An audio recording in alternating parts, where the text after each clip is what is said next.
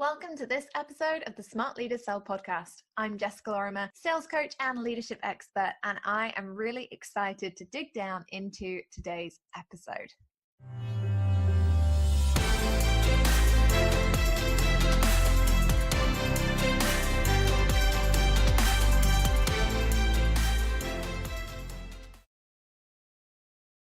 you ever been called nice? I'm raising this not because, I have any desire for people not to call me nice, but a few months ago, somebody said to me, "You're so approachable." And I was like, "Oh, great." And then they said, "Yeah, you're really likable." And I thought, "Oh, great." And then they finished it off with, "And I love reading your content and I love listening to your content because you're really nice." And I couldn't even fake it that time. Like I didn't even think, "Oh, great." I just kind of had that awkward grimace, that fixed grimace on your face that passes as a smile only with people who do not know you or people who have zero social skills. And it's not that, it's not that I don't want to be nice. Nice to me is a really, as a word, it triggers me. I had a teacher, an English teacher when I was younger, who said that the adjective nice is for people who are either unintelligent or people who don't have anything better to say about you. And that's really stuck with me over the last few years. People who are unintelligent and therefore can't think of any other adjectives, or people who just can't think of anything other in terms of terminology to describe you. And that really scares me. So when people call me nice, instead of thinking, "Oh, that's great, what an awesome thing to think about me, I'm so glad," I always think, "Oh God, this is going wrong. Something here does not match up." And it got me thinking about, when I set out creating my content, right back at the beginning of my business and through every pivot that I've ever made, like, what did I want my content to do? And I realized that it wasn't doing it anymore. At the point at which somebody calls you nice or says, "Oh, your content's nice. Yeah, it's really good," in that voice, it means that it's not working. Because 5 years ago when I started out, I looked at what I wanted my content to do. I wanted it to inspire people. I wanted it to empower people around this idea that selling wasn't actually that difficult and that, anyone, literally anyone could do it. I wanted it to get me new followers. I wanted, to put out a bold message that really spoke to people and that some people would just be completely turned off by. And I was okay with that because the people who weren't turned off by it, they would gravitate towards me, like ducklings. That is how I think of it. I wanted, my content to perpetuate new ideas. I wanted it to spark other people's creativity. I wanted it to bust myths. And most importantly, I wanted to be seen as a thought leader in my space. And being seen as a thought leader isn't about being nice. And it's weirdly not even about putting out content that lots of people like. And I know that that's really strange because when we measure our success online, particularly, we look at, how many people liked that post. And that's always been a weird one for me because I've never really cared whether or not people like something. What I care about is what they do after they've read it or after they've listened to it or after they've watched it. And that for me was where it started to get really interesting. What I was finding was that people weren't doing anything anymore. And before this person said, "Oh, but you're so nice," I didn't really think about it. I just thought, "Oh, people have got lazy." People are really lazy now. They just don't want businesses that work. They just don't want to make money. That's fine. And it wasn't that at all. And I'm not saying that in an arrogant, "Oh, well, I just figured that everybody was really lazy and they just couldn't be bothered to do anything anymore and what terrible people." I just kind of forgot what it was like to put out content that genuinely inspired and empowered people to do things because you get so caught up, right? And I preach this all the time. I preach consistency. Figure out how many emails you're going to send a week and actually send them. Figure out how many pieces of content you're going to put out there and actually do it. And it's always interesting to me because people would prefer to put out content. This is a side note, completely tangent, but people would prefer to put out content that they cannot measure. Everyone wants to write a Facebook post now. I'm like, yeah, I want to write a Facebook post. I'm going to put it on my personal profile. And I'm like, oh, how many people read it? And they're like, I don't know, but I got 20 likes. Woo-hoo. And I always think, well, yeah, that's great. You got 20 people who liked it. But what else? What else happened? Who commented on it? Who questioned it? Who asked about the statistics? Who came to you and said, oh my goodness, that post was so on point, I have to work with you? And if those things didn't happen, did you really put out a worthwhile piece of content? Now, you might be listening to this thinking, Jazz, you don't sound so nice anymore. And I'm like, oh God.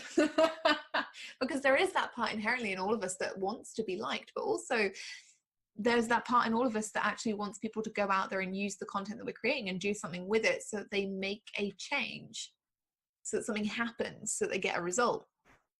And up until the point that I was called nice, I didn't think about it anymore. I was like, oh, well, we're sending out these emails every week and posting my Facebook group, and a bunch of people are saying stuff.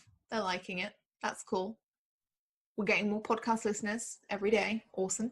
And I wasn't actually, it wasn't that I'd forgotten to do any of these things. I was tracking the numbers and I was, everything was fine. And that was my second problem. Because once I got the nice comment and then I started looking at the stats and I went, oh, everything's fine. Okay.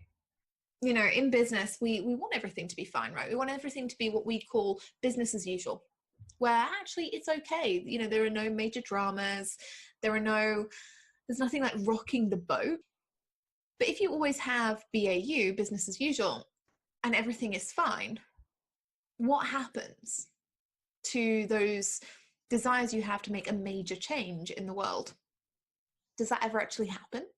Because if you're doing everything and everything is okay and it's just fine and it's nice, does that really signify dynamism?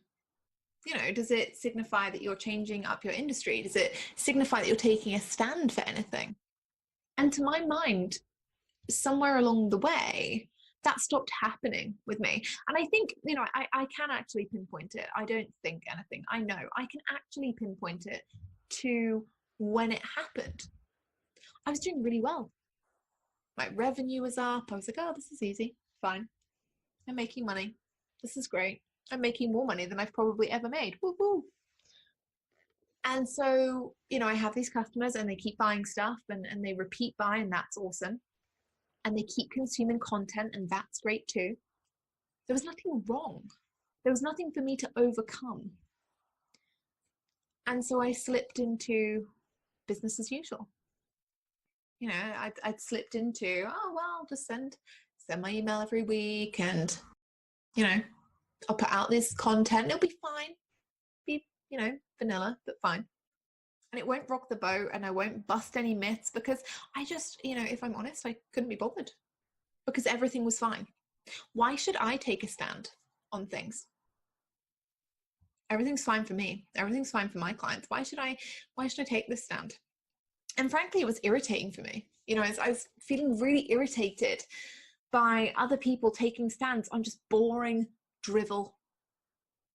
Like, people were just taking stands on stuff that I was just like, oh, you know what? You're wasting so much time on this, but really, your time would be so much better spent not being so negative about, stuff that is either completely out of your control or that is just, you being dramatic about things that are irrelevant.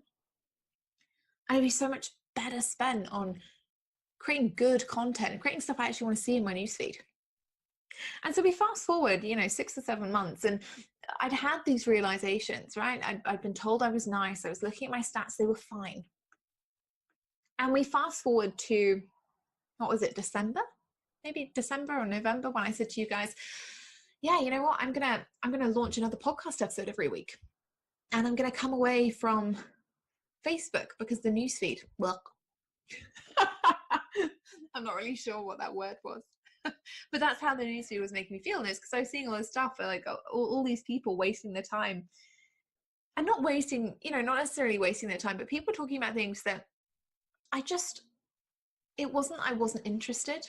It was just that the things they were talking about were part of the soup.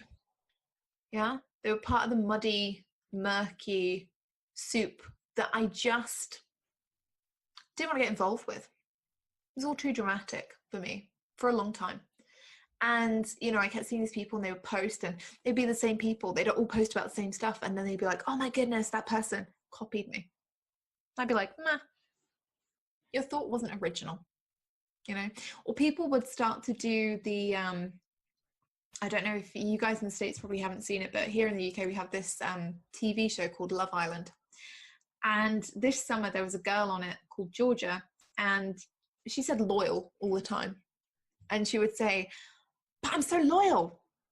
And she'd say it in this really, it was so funny, and this really like great stereotypical Essex accent, like, and she would say, oh, I'm so loyal. And every single time you'd see her and she'd be stabbing somebody in the back and saying, but I'm so loyal. And the British public just couldn't stop laughing at the irony. It's one of those sometimes sick things about being a Brit, is that we find things that are fairly dark funny. And so she'd be sat there preaching about her loyalty, and there'd be like 50,000 people on Twitter saying, does she know what the meaning of loyalty is? Like, does anyone want to give this girl a dictionary and tell her what the definition is? And that's what I kept seeing in the Facebook newsfeed. It was always people preaching integrity, and then I was like, but you don't have any. And people preaching like moral fiber and moral compass and values, and I'd be like, but I know what's going on behind the scenes, and nah, I don't want to be in this. It was drama, and it was too much for me. And instead of calling it out, which I could have done, I could have called it out and I could have been like, hey, look, this is gross. I didn't. And that was really interesting for me, because at that point I realized that I had been already warned, you're nice, you're approachable, you're likable. And then here was this big opportunity for me to call something out in my industry, and I just couldn't be bothered. And it wasn't even just that I couldn't be bothered, it was that I didn't want to be associated with the soup, right? I didn't want to get dragged into this never-ending conversation about integrity with people who just did not have any. And it really signified to me that something had to change, and I made that change by saying, right, okay, well, do you know what, I'm gonna step away from the noise, rather than wading into a discussion when right now, frankly, all I want to do is say, for God's sake, just be a grown-up, handle your dramas outside of my newsfeed, for the love of God. And so instead of saying that, instead of, weighing in with a rash response, and it would have been rash, although it would have been funny, I wanted to step away entirely. And I wanted to see if in a few months' time I still felt the same way. And I promised myself, well, in a few months' time, if I feel the same way, then I'm going to weigh in on it. Then I'm going to do something. Then I'm going to change. And so we get here, and we're like March now? And I'm still seeing the same thing. And I scroll through my newsfeed and there's a post about integrity, and I'm like, oh, really? And that word for me has become so overused by a lot of people who really don't have any. And that really bothers me. So then I sat there in, I don't know, January thinking, oh, maybe I need to take integrity off of my website. Maybe I need to not have that as one of my core values anymore. Maybe I can think of a different word that means the same thing that isn't integrity, because people are looking at it and they're like, oh, integrity, yeah, sure. And it made me feel gross, right? Because integrity is one of those things that I actually have and value. And here I was not wanting to talk about it and actually being concerned about the negative connotations of having integrity. And then there I was thinking, oh, well, if I weigh in on this discussion, am I contributing to the noise? And that worried me too, because I didn't want to, I didn't want to put more of a spotlight on the drama.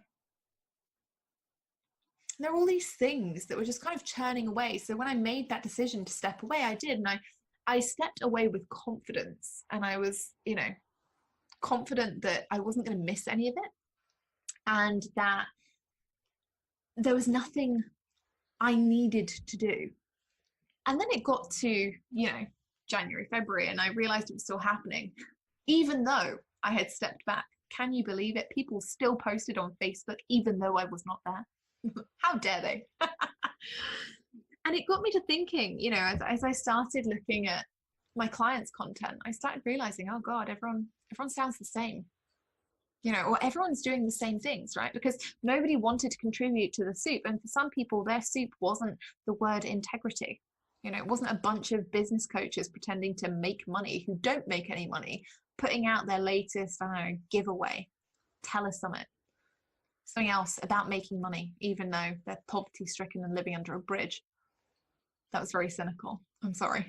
But it's true, right?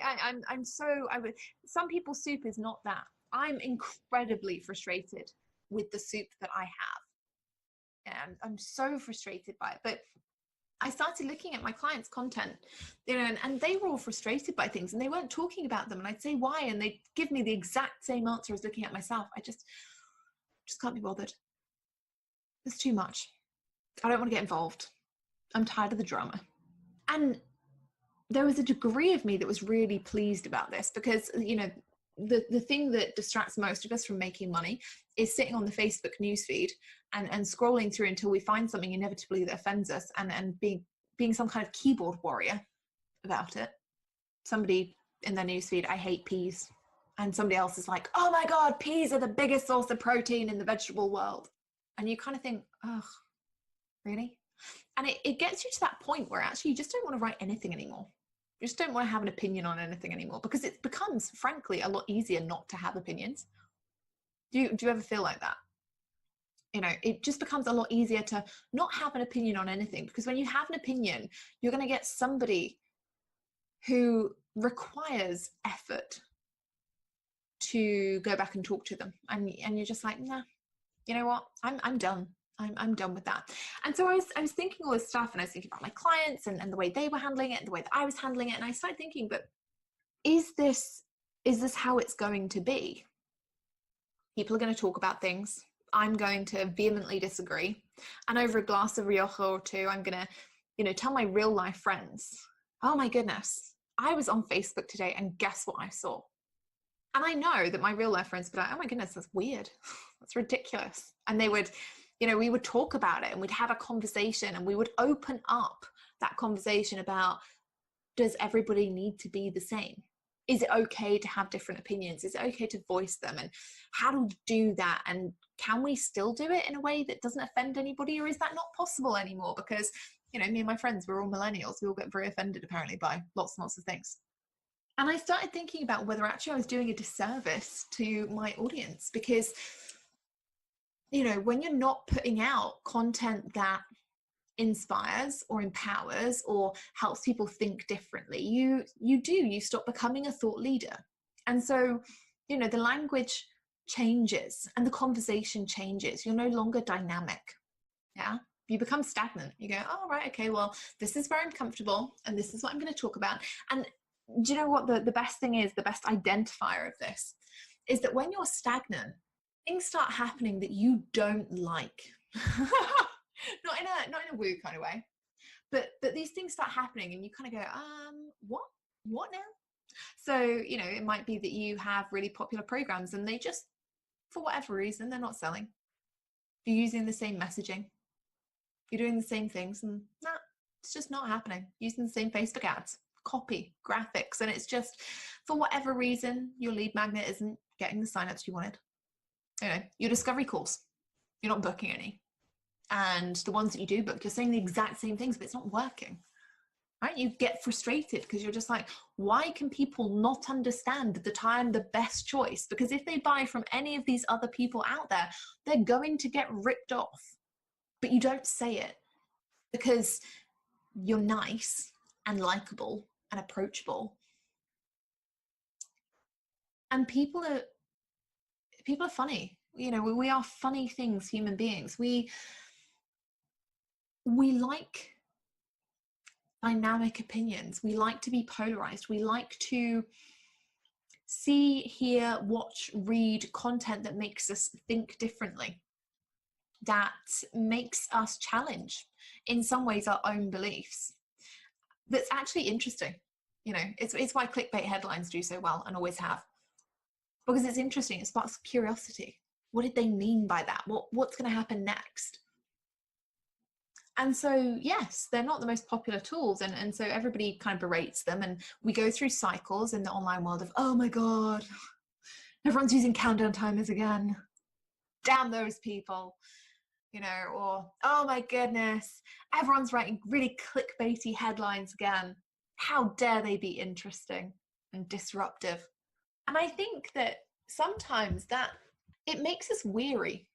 I know I got really weary with this in 2018. I was just like, I just can't be bothered anymore. You know, I can't be bothered to have a different conversation, because clearly people don't want a different conversation. Clearly people just want how to do X in 3 simple steps. And the reality is that how to do X in 3 simple steps, yeah, do you know what? Sometimes it's absolutely the conversation that you should be having. But a lot of the time, human beings are more complex than how to do X in 3 simple steps. And when we're giving somebody an exact roadmap for something, we're not actually posing anything to them that forces them to think differently or be creative or elevate their own conversation, either internally or externally. And what does that do? Well, it keeps them stagnant too, right? And this is the interesting thing for me, because this is what we're seeing in the market all of the time. This deluge of, you know, loud people shouting stuff that everybody hears and that we already know, that frustrates the genuinely interesting and articulate among us. And it stops us putting out any kind of rebuttal. It stops us putting out any kind of opinion piece, because we just get so bored with the crap. And we get so bored with having to say the same thing again. Like, yes, little Bessie, have a little think about what you really, you know, what you really mean by that statement before you spammed it out onto the internet in 6 different groups and 2 different timelines. And so we just don't participate in the conversation. And for me, I think that's dangerous. And I want us to stop with the stagnation. I want us to stop being stagnant. I want us to start participating again. You know, I want us to, as intelligent human beings who should realistically be thought leaders in our space, I want us to stop being so friggin' nice.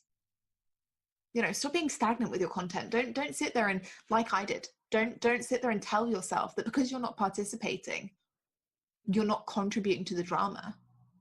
No, you're not contributing to the drama. You're being lazy.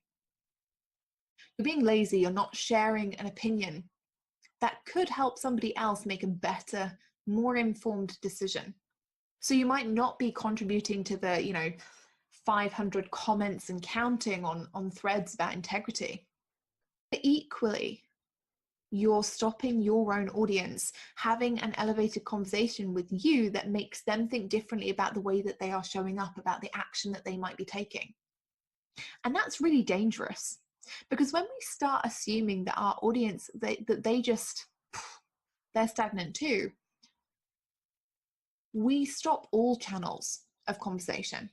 And when we stop all channels of conversation, we stop all channels of conversion. So I'm not going, you know, what I'm not saying is go out there and create tons of super negative content, because, you know, we can create negative content and that can get reactions, sure. But we can also polarize positively. You know, we can polarize by doing things differently. We can polarize by how we choose to position ourselves in the market. We can polarize by having an elevated conversation, as opposed to spoon feeding the next generation of cookie cutter coaches how to make X amount of sales in 10 days. We don't need to do that. You don't need to do that. As somebody who listens to this podcast, you are not somebody who should be sat there, creating your cookie cutter model and thinking about how you can push 20, 30,000 people through that model over the next 10 years. You should be giving your opinion, elevating the conversation, creating your own formula, bringing your audience into a completely different conversation with you. And so that when you're putting out your opinion on the internet, or when you're recording your next podcast episode, or when you are giving out information in your latest blog, people are coming to you and they're not saying great blog or awesome podcast. They're saying to you, oh my gosh, that made me think about this and how I could do it differently. How can I work with you to make that happen? That's what I want your content to do this year. And I am so unbelievably passionate about it. And I'm so unbelievably passionate about the fact that I'm tired. I'm tired of the soup. And I am extending an invitation to those of you who think, actually, yes, you know what, I'm tired of contributing to the soup. Maybe you're already putting out a ton of content that sounds like everybody else. Maybe you are tired of not contributing to the soup and you're like me, you're like, I'm done. I am so done with contributing to, or in places where actually people, they don't understand. They don't want to elevate their conversation. They just want to have the same one again and again and again. It's not doing anything for me. Or maybe you're somebody who just wants to do it right from the beginning.